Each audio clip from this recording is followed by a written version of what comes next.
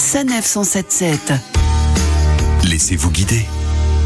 Marcher, c'est bon pour la santé, mais marcher en découvrant de nouveaux horizons, c'est encore mieux. On commence donc cette nouvelle année en vous proposant des randonnées. Vous ne savez pas comment vous y prendre, nous avons trouvé la solution avec Fabien Biver, cofondateur de Visorando. Bonjour Fabien. Bonjour. Alors pour ceux qui ne connaissent pas, Visorando, qu'est-ce que c'est ? Alors Visorando est vraiment adapté à tout public, principalement donc randonneurs. On n'est pas sur le secteur alpinisme, mais à toute personne qui souhaite profiter des environs de chez lui ou de là où il part en vacances pour se mettre soit au sport, soit à la randonnée qui est pleine de bienfaits aussi pour la santé. Et donc de trouver des itinéraires qui sont très simples à suivre grâce à l'application Visorando et qui permet de faire la randonnée sans se perdre et de revenir au point de départ souvent recherché. Et ces idées de randonnée, vous les trouvez grâce à celles et ceux qui les partagent sur Visorando. C'est le cas de Benjamin qui a eu la chance de tester le parcours des Trois Vallées à Coutances en Normandie. Benjamin, bonjour. Bonjour. Alors quelles sont les grandes étapes de cette randonnée ? Ce parcours fait 12 km.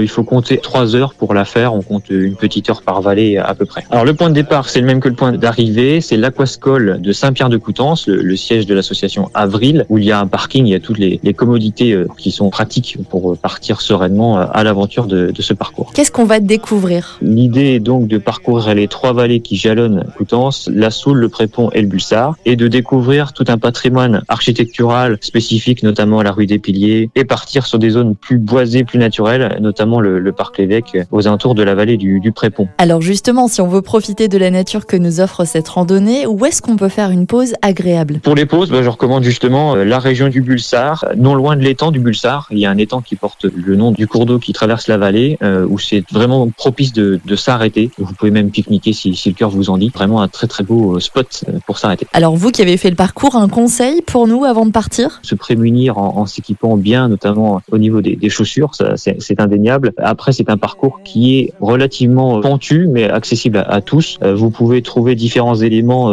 notamment donc sur Visorando. C'est accessible à tout public, même en famille. Le parcours est relativement court. Vu qu'il passe tout autour du centre-ville de Coutances, c'est tout à fait envisageable de faire des petites variantes, donc des raccourcis, en rejoignant assez aisément le centre-ville de Coutances au niveau de la cathédrale notamment. Merci Benjamin. Vous retrouverez donc toutes les informations pratiques pour préparer cette randonnée et en découvrir d'autres sur le site et l'application Visorando.